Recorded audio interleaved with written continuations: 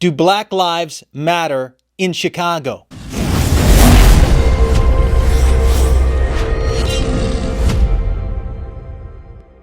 If you're wondering what's going on in Chicago, I'm going to read to you what the police chief says. This is what he says, and I quote, Chicago Police Superintendent David Brown said, "Police can't stop the violence alone, especially when the biggest employer for the young men in Chicago on the west side is the illegal drug trade." I literally walked out the church one weekend and walked into a young man who had a bullet in his leg and asked for someone to call medical physicians. The police showed up first and they asked him, "Who did it?" He said, "I'm not here for that. I'm here for medical care." Kill or be killed, hunt or be hunted.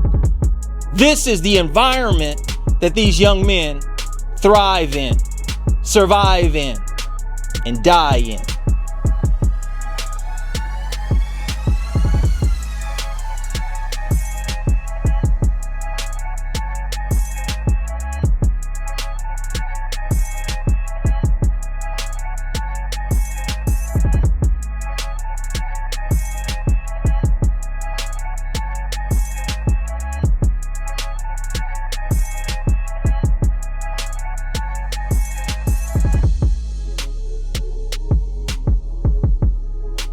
We are seeing destruction of a generation in the city of Chicago because of violence. Do these lives actually matter? Do people really care? Are there protests in Chicago for these lives? Police video captured a violent attack on officers who were protecting the statue of Christopher Columbus during a protest Friday night in Grant Park. Where are the church leaders who should be walking and protesting on the streets of these cities where funerals are being shot up? 5-year-olds are being shot up. Where are the leaders? Law enforcement, people buying a small part that turns a Glock pistol into a mini machine gun capable of firing dozens of rounds within seconds. The part is not only dangerous, it's illegal. But as WGN Investigates has learned, it is turning up in Chicago. It's a Glock 17. And so is this. In fact, it's the same gun. I think people are uncomfortable with the truth. And for far too long, we've allowed violence to persist in the city every weekend as if it were normal. And I'm fired up about it. I'm upset about it. Seeing a young man stumble on the steps of the church asking for someone to call the emergency vehicles because he was shot down the street. I watched a movie called Deep Cover many years ago. And there's this quote that stood out in my mind and I captured it.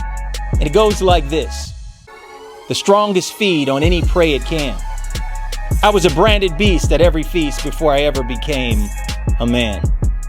Can you imagine that some people live their lives that way? Either being killed or be killed, hunted or be hunted? Listen, I get it. I lived for 2 years in the Middle East, 2 years in a combat zone, and I know what it is to unplug from your emotions just so you can survive. But what happens when you unplug from compassion? It turns into indifference, and you begin to look at other people as if they're not human. The worst thing that could ever happen to a human being and a human soul is to be indifferent about the lives of others. That is happening in the city of Chicago. And we can complain about federal troops that's coming here. I don't know what that's going to look like, but I know what federal troops do. The operation in Chicago will be done as part of Operation Legend. They destroy. They lock up. And I'm here to say, young men need to get their lives together. But first, let me explain something that happens to young men when they grow up without fathers. I mentioned to you already, they have a hole in their spirit. Young ladies have a hole in their spirit. They have what they call father hunger. and they look for their fathers in other situations. But young men that grow up in female-dominated homes, there is one major shift that happens in their life. A study was done and research showed that young men and young ladies that grow in female-dominated homes with a strong mother, in comparison to other men that grew up with fathers, they identify as less masculine. Young ladies that grow up in strong female-dominated environments identify as less feminine. What happens to a young man that identifies as less masculine? He does whatever he can to try to show what masculinity is like in his own spirit. And what is that? Anger and sexy. Only two emotions. It can be torturous if you show compassion in a hardcore environment, if you show love, if you show any vulnerability. Like Brené Brown tells us, that vulnerability strengthens the inner me. We need more love and more compassion in our communities. With violence at an all-time high in the city of Chicago, there are changes that are coming.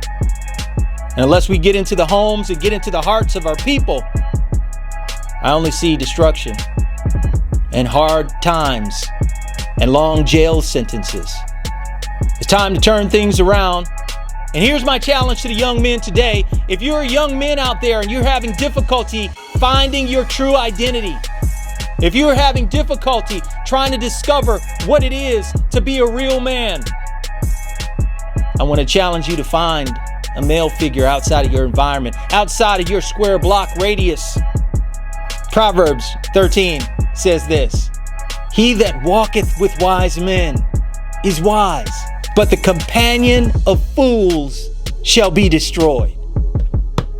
I don't know a more powerful and potent quote than that.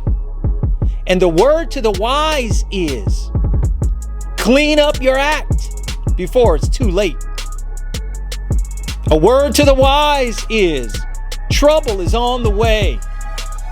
Judgment is on the way. Those who are out running the streets now, there are federal troops that are coming. Those who are out in the wee hours of the morning, they'll be there too. Now, I'm here on this line today to tell you, you can call somebody. You can call me. Man College is here for you. We have strong veteran men that are available that can make a difference in your life. Lots of fun. Low rider layer. Lefty rider layer. Low rider layer. Left rider layer. Low rider layer. I love the double time. Feels good. Sounds good. Thank you for joining us today. We'll see you next time.